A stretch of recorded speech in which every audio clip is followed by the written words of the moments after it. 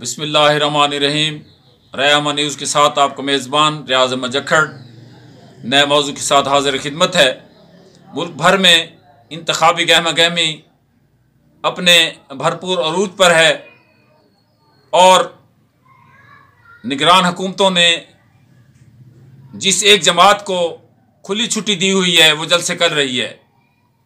Pakistan peoples party भी कहीं कहीं जलसे कर रही है, लेकिन अगर कोई मुश्किल में है तो वो पाकिस्तान तहरीक इंसाफ है, क्योंकि आज एक ऐसे लम्हे में जब 76 साल गुजर गए हैं और बार बार इलेक्शन कराने से जमहूरियत मजबूत होनी थी और ऐसी जमहूरियत का स्ट्रक्चर बन जाना था कि जो ग्रास रूट लेवल तक होता, जिसमें यूनियन कौंसिल की सतह तक उन जमातों के दफातर कायम होते और जब इंटर पार्टी इलेक्शन कराना होता तो यही यूनियन कौंसिल की सतह से लेकर ता आके उनके मरकजी दफ्तर तक बड़े शहरों तक वो लोग वोट डालते और ये कोई मुश्किल भी पेश ना आती।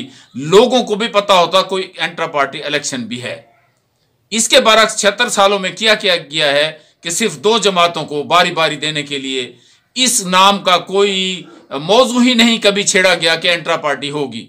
वह खानदानी पार्टियां हैं जो तीनों जमातें इस वक्त मजहबी जमात भी और पीपल्स पार्टी, मुस्लिम लीग नून, जमीयत उलमा पाकिस्तान, ये जमातें जो हैं ये ऐसे समझ ले खानदानी जमातें हैं। दोबारा वन विंडो कभी वो इलेक्शन करा भी लेते हैं तो ज़रूरत होती है तो उन्हें वो करा के आ जाते हैं और वही लोग हैं।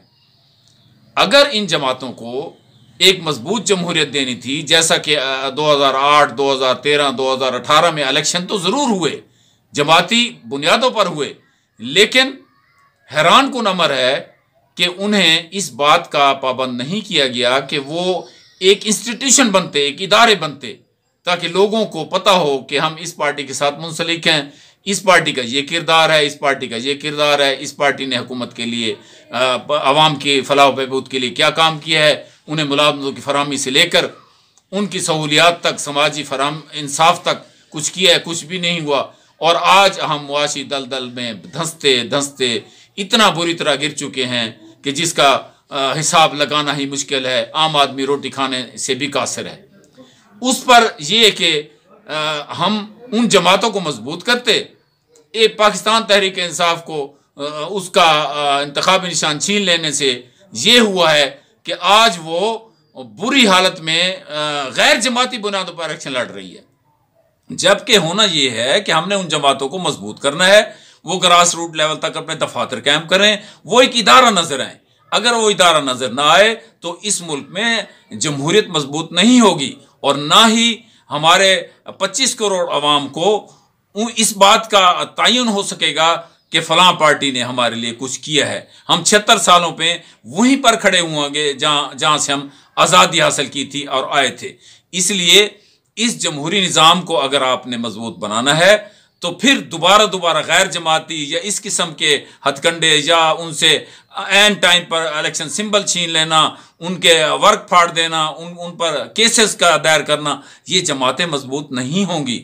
ये जमातें इसी तरह बार बार क्राइसिस का शिकार होते होते अपनी मकबूलियत खो जाएंगी।